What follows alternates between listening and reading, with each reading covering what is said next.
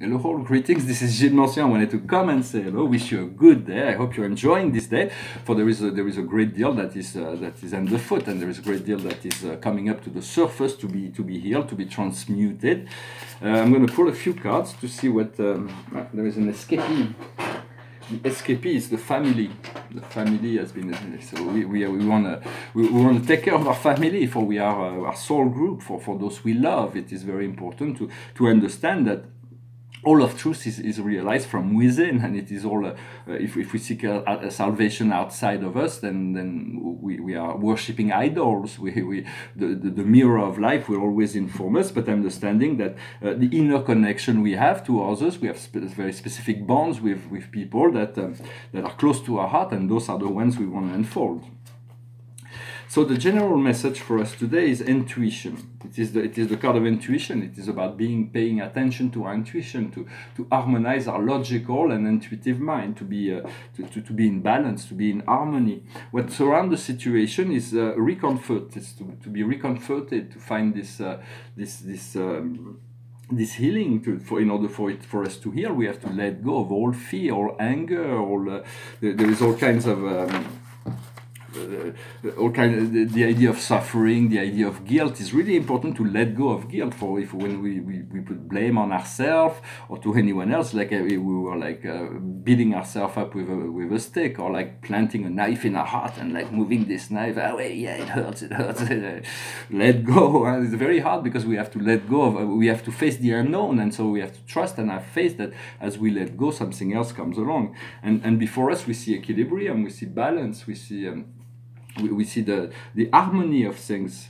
What's in our subconscious, our deep past, deep subconscious, is the acceptation. We are already aligned. We already have been told what the truth is about for us, and so we have to follow that, to trust that. And now we are into the knowing of ourselves, the knowing of what we are here about, what our mission, what brings us joy, and so we're becoming more conscious each and every day. What's coming up next is temperance. Temperance is a wonderful card. It is when we are intemperate that we allow ourselves to be dominated by a shadow side. But when we are temperate, things are in order. So we live in moderation to achieve a neutral state of emotion. It is important. In order to feel good, we need to be neutral in our judgment, in our energies. The more neutral we are, the more we can grow into something else. Because if we seek to be too positive and we want to fight against the negative, then there is this duality principle, this push-pull that is initiated. As we become neutral, we are able to find this portal.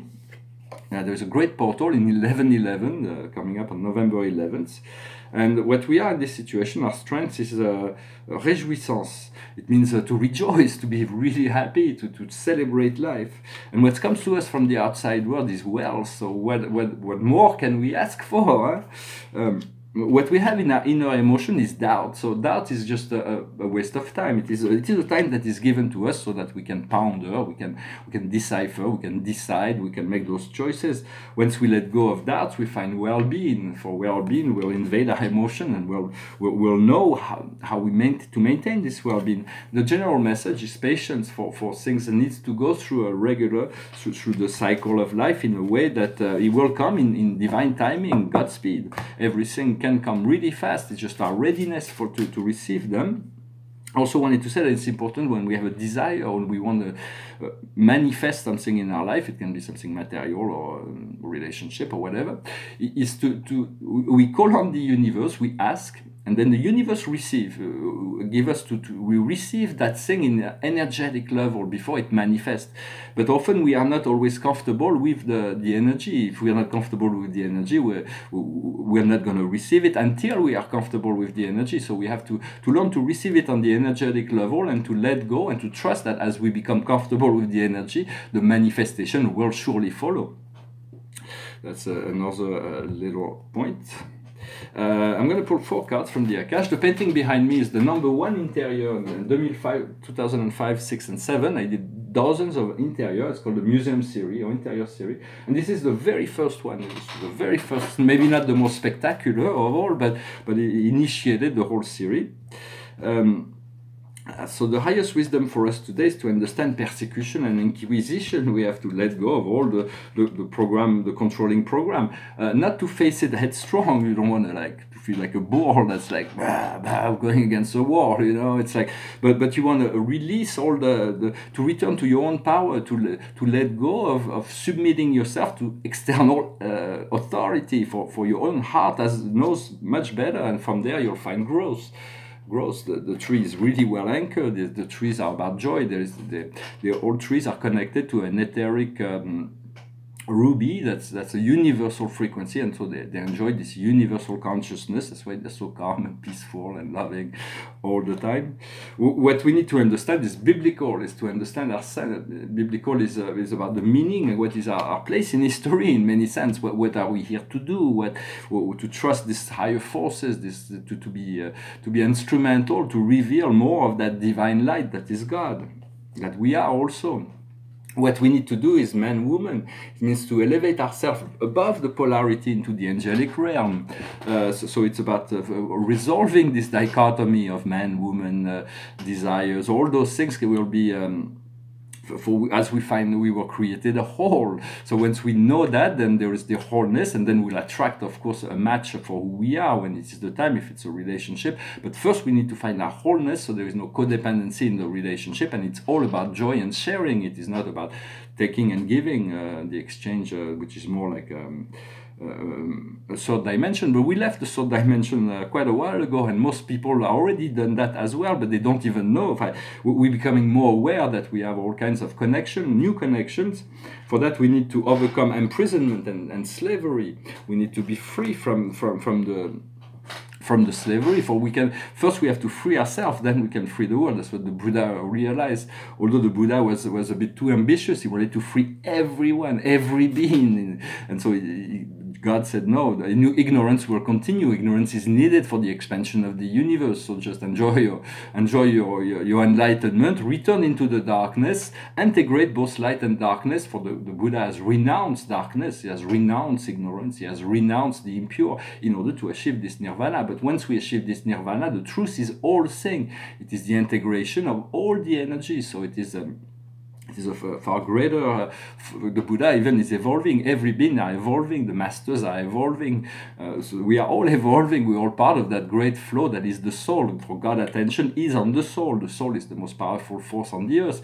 It is really what the sacred flame that conducts all things, for we are all connected to that soul, that memory cell we all have that flame that pushes to fulfill this timeline, and to understand that higher beings do not need to interfere in this timeline. If there is the judgment, it will happen on high. But in many sense, for there are technical aspect to that will be the humans some will maybe inform, but in many sense we all have everything we need within ourselves and on the earth to resolve our own problems. There is no need for higher beings to interfere in this timeline. In many sense, we'll find the solution. For now, we're in a situation of anger. And so it's about nurturing ourselves, but it's also not to be insatiable. For there is this planet named Tantal, it's from Tantalus, who's the insatiability. That's always like, always want more. Our society is always about more. It's like you get $20 billion. No, it's not enough. I want $40 billion, and then I have $40 billion. No, it's not enough. There is somebody that has 100. I have to have more than that. It's just like, be content with. There is not. We don't need all that much to be content. I mean, we need enough. I'm sorry, I don't mean to criticize this pursuit for material things, but for material things are wonderful. But if we have to compromise the quality of life of everybody in order to create this elitist system, I'm all for. I love business, but it has to be ethical in many sense. Otherwise, it's and also we have to learn to content ourselves to find fulfillment where we do not have any more desires or longing or need. For as we accept that state of being, then all things can come to us, and all the material things as well. But there will be no attachment. It will just be a tool that we use in order to fulfill our expression, our mission into this life. It is not. For in many sense, I see that on the internet, a lot of the consciousness, a lot of people believe that the point of existence is to accumulate and to become the richest person at the end of your life. Well, it's not to blame, nobody's to blame, and everybody does whatever they want, but in many sense, those are quite meaningless from a spiritual level. It's only the lessons that we learn, the soul lessons that we're taking with us. So in many sense, we want to, but we do want to be abundant. We want to share this abundance and eventually make this abundance a universal experience. For there is enough, God has enough resources to create a paradise here on the earth. It is our willingness to adapt to that. And so at the end of that understanding, we'll come to community. First, we need to create a community with our soul family to create. There's going to be a lot of shifting and moving around of all those light workers in order for them to reconnect to their soul family, their soul group. Eventually, we're going to create a community, enlightened communities, and eventually the whole world will learn from that. And the community will. It's going to take a while for the world to be fully into the light, but it is the destiny. It does not depend on men to destine. The destiny of the planet is ruled by the solar system and the galaxy and the universe. It is not, man is just a guest here, it's just passing through, and understand. So we may as well leave a nice imprint at the end of our life. So even if we have not, we come in, we have gained experience, we have shared so many things, and we have those memories that will take with us. Although who's really writing the script? What's the part that is really us? What is the universe? Who's telling this story? Is those memories really real? And that our life really existed? Those are questioning. I'm going to go back to that questioning. And the general message is forgiveness. The more we can forgive, the more we can be free. And we see that we are innocent and pure in reality. It is in the mind of man that has corrupted these ideas. And so I wanted to